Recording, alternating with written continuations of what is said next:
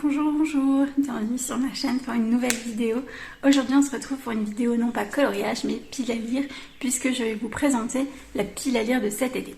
Alors cet été, pour booster mon rythme de lecture, j'ai décidé de participer au challenge de livresque de Séverine de la chaîne Il est bien ce livre, qui tous les ans depuis un certain temps met en place un challenge.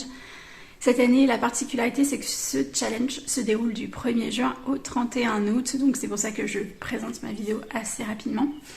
Et le but du jeu, c'est simple, de deviner un petit peu le nombre de livres qu'on va lire et d'essayer d'atteindre des paliers qui sont des tailles de maillot de bain. Et cette année, j'ai décidé de tenter, comme souvent, la taille M, qui consiste quand même à lire 12 livres, donc 12 livres en 3 mois, sauf que j'ai prévu quand même des petits pavés, je vais vous montrer ça tout de suite.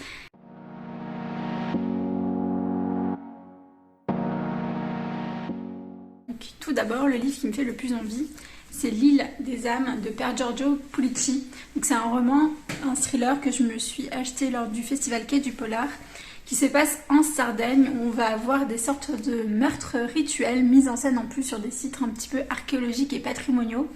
Et on va suivre un duo d'enquêtrices qui vont tenter de percer le mystère qui se cache derrière ces meurtres.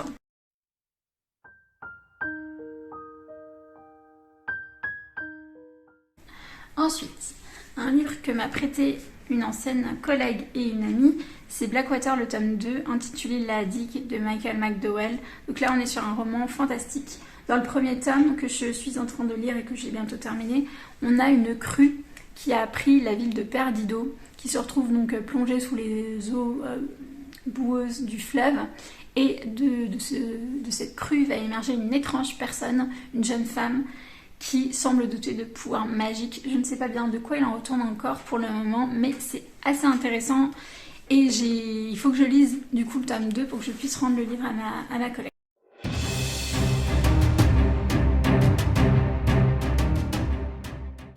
Un roman historique que je me suis acheté aussi cette année, Celui qui sait de Ian McGuire. Donc Ian McGuire, j'avais adoré son premier roman, Dans les eaux du Grand Nord.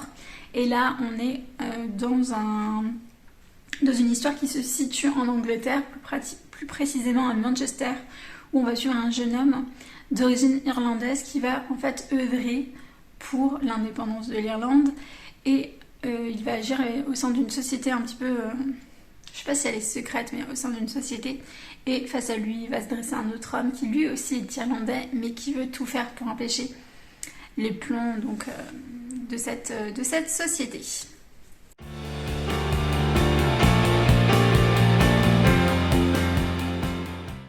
Ensuite, encore un petit thriller domestique avec L'invité de la dernière heure de Charlotte Link. Donc ça, c'est une édition France Loisirs. Je vous mets à l'écran l'édition poche classique.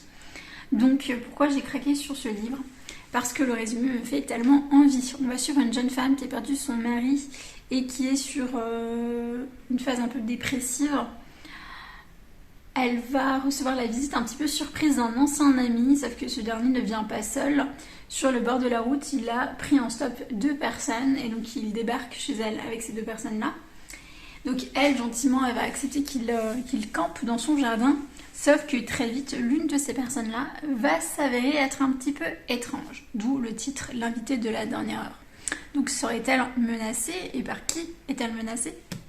Donc voilà, j'ai envie de découvrir tout ça avec ce petit Charlotte Link qui n'est pas du tout une nouveauté, hein. Sachez-le, pour le coup.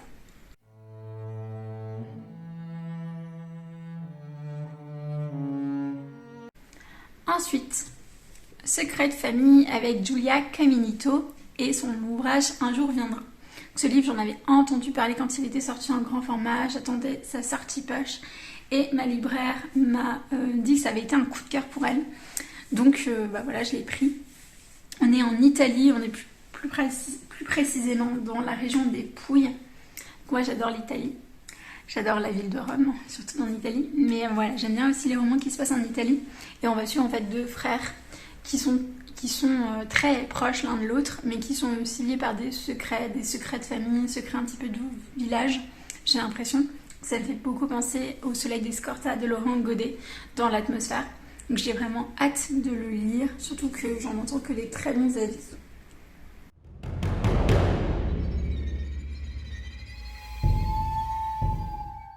On passe du coup sur un livre que je dois lire depuis longtemps. C'est L'écorché de Donato Carisi, c'est la suite du Chuchoteur. Donc le Chuchoteur, je l'ai lu il y a déjà plus de 3 ans. Et j'avais jamais lu la suite. Mon mari, lui, il en est quasiment à la fin. Et il faudrait que je me relance dedans. Et en fait, c'est en discutant avec Maëva de la chaîne Colorisera que j'ai eu envie de replonger aussi dans la plume de Donato Carisi, qui est un auteur que j'aime beaucoup.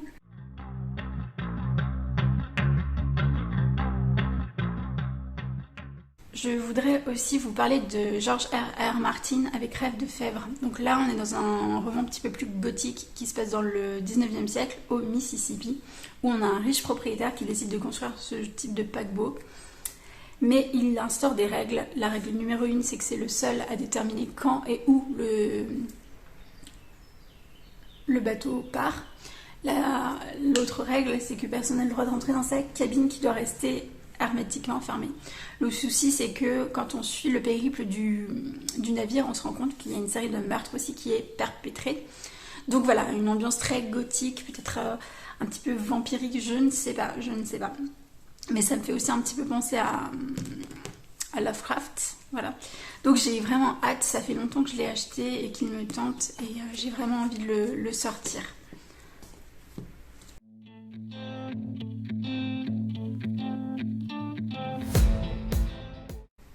Donc j'ai envie de vous parler de Larry McMurtry et Lune Comanche. Je souhaite lire ce deuxième préquel de la saga Lonesome Dove. Larry McMurtry a reçu un prix Pulitzer pour cette saga. C'est un western, on va suivre 2 Texas Rangers. Dans le premier livre, on était vraiment sur les prémices de leurs aventures en tant que Texas Rangers. Là, on est sur la suite, mais comme vous voyez, le livre est assez épais. Pourtant, voilà, je trouve que c'est le genre de lecture qui se prête vraiment bien à l'été.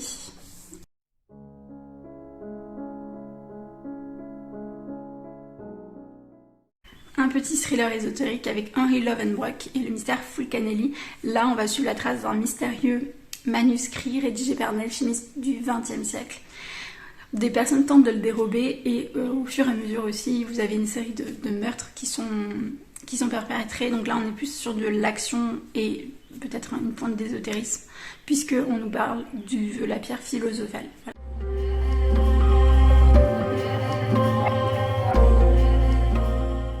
On va continuer avec 2 emprunts médiathèques. Dans le premier, c'est Bass Rock de Evie Wyld. Là aussi, on est sur des secrets de famille et on est surtout sur un roman à triple temporalité. On va suivre 3 femmes d'une même famille, donc 3 générations différentes.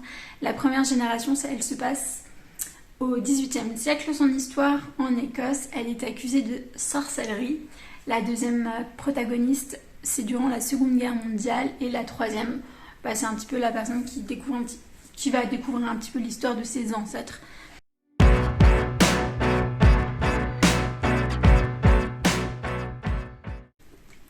Et enfin, un petit fantastique aussi avec Éducation meurtrière de Naomi Novik. J'avais adoré ces 2 précédents romans.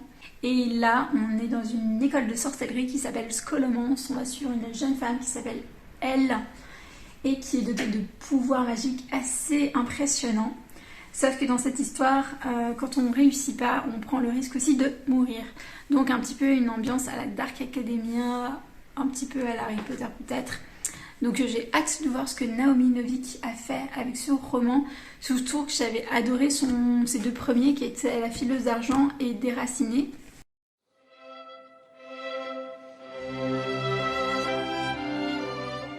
Donc c'est une biographie de Winston Churchill. Voilà. Un de mes persos historiques préférés et c'est une bio que j'ai depuis des années, que j'ai lu partiellement et j'aimerais la reprendre en fait et peut-être y aller enfin au bout. Donc ça, c'est peut-être le livre que je suis le moins certaine de sortir. Voilà, parce que j'adore l'histoire. Ça me rappelle la fac, mais ça demande quand même plus de concentration.